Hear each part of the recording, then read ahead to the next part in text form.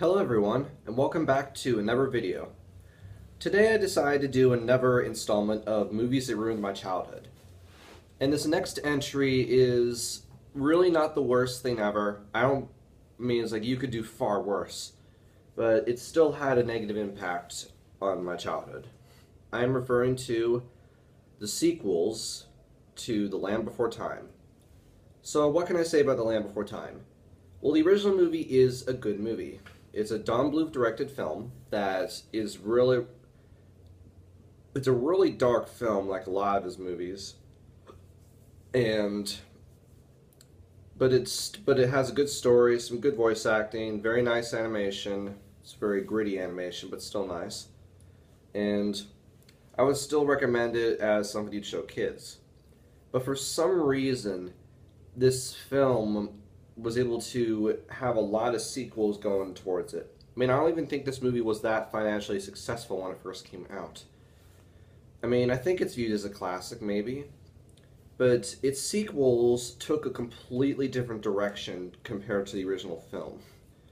None of the sequels are as dark as the original film. And they're all musicals. And the reason I want to put these movies on the list of films that ruined my childhood is because these movies ruined musicals for me as a kid. I could not enjoy other musicals because of... Here's the thing. I don't think I was ever a fan of watching these movies. I'm more or less along the lines of... My parents probably got these films for my sister and my brother, who were 2 years younger than me and 4 years younger than me, respectively. And here's the thing. They didn't even get the first film when they were showing us them. They got the sixth one, which is the one with the Secret of Source Rock or whatever. I was trying to trace back how early in did they show us these movies. And I found out that the movie in question was released in 1998. But I think my brother was alive at the time. He was born in 1999, so I can't figure out when I was first shown these movies. I think it was just another one of those cases to where these movies are watched and I just happened to be in the room. So, while the first movie stands as a good movie, the rest of them just are not. And the biggest offense to the sequels are the songs, because many of them are terrible, just awful. Whereas like the production tries, I guess, but the lyrics are terrible, and the characters that sing these songs have voice actors that are not meant to sing. Or at least maybe these actors can sing, but these character voices are not designed to be appealing to hear sing. So, it's like one of the worst offenses of a song is the quality of the singing voices.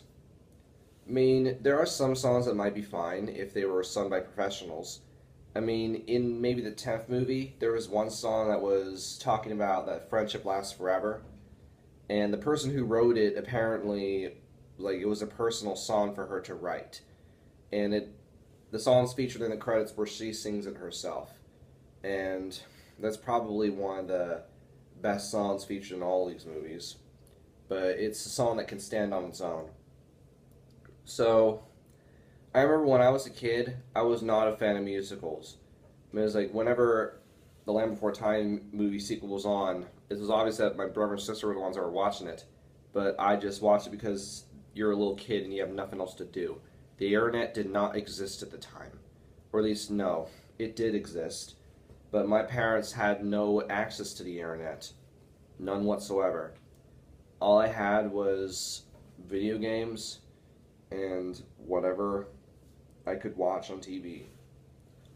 So, with that in mind, it was so bad I couldn't even enjoy Disney musicals. I mean, maybe there were other elements of the films I liked, I'm not sure, but I couldn't enjoy Disney musicals. I mean, it's been many, many years since I've watched a early Disney classic musical like Little Mermaid or Lion King or something like that. And I should probably give those a rewatch, just because of now I'm actually I've opened my mind to musicals years ago. I've come to accept that Land Before Time sequels do not represent the quality of what musicals can do. So, I can name 3 films I watched as a kid that were musicals, but I liked. I liked Mary Poppins. I, I enjoyed The Night Before Christmas. I liked The Wizard of Oz. The thing about those 3 movies is that those are classics, and there's a lot more going on in those movies than just the songs. Here's the thing I believe about musicals is that if you're making your movie a musical, usually the songs have to be the strongest point, like your biggest selling point. Because if it isn't, then why would you make it a musical? Why would you make like substandard songs or standard songs when you could just like get around your message just with talking or showing your audience? And it's a really good reason why most stories told in opera are really bizarre and just difficult to comprehend. Because it was never about the story. It was always about the music. And that's all you need. So, out of all these Land Before Time sequels, which ones have I seen? I've seen almost all of them. The only ones I haven't seen is the Journey to Big Great Water, I think that was the name of it. Whichever number that is. I think it was the 9th one.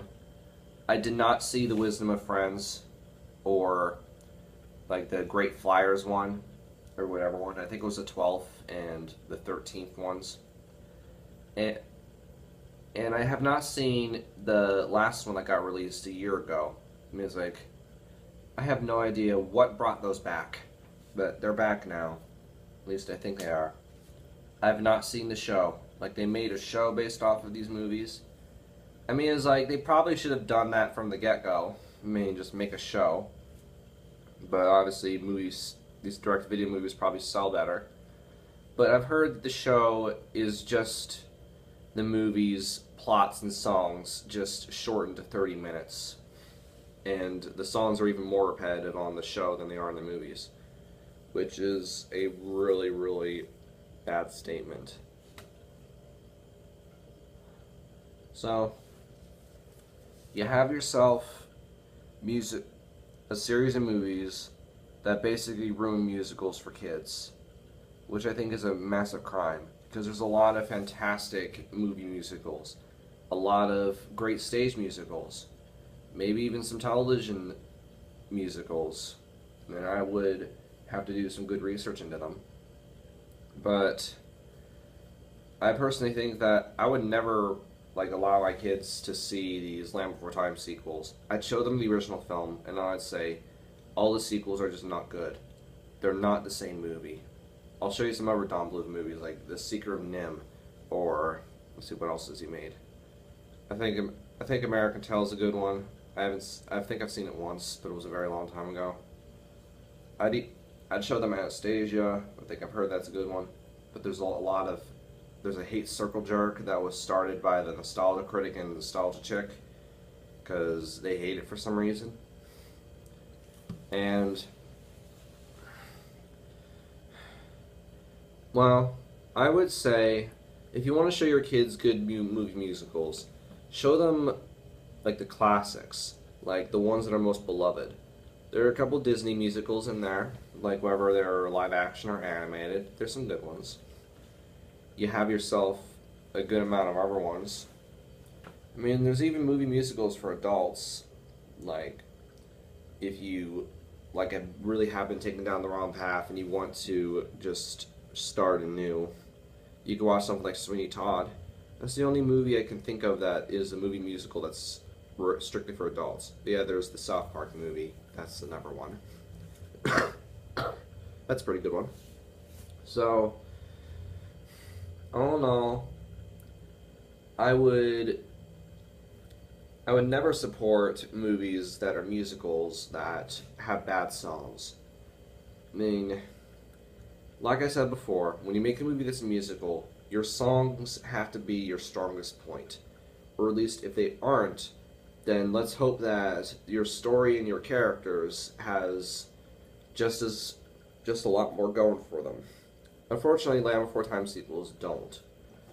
They're standard stories and with terrible songs sung by characters that shouldn't sing with and it's just more or less the same thing over and over again. Not one of these movies has any of the quality of the original film, which wasn't a musical, which was a very, very mature film for kids. And these sequels are a punching bag. Everyone knows it. Like everyone points out that there's too many of those sequels. I mean, if I'm just hoping that the original film gets a lot more popularity, maybe it already has it, and the sequels just go away. So just hope that the corporate people behind these movies just move on, find something else to work on. Stop obsessing with these Land Before Time sequels.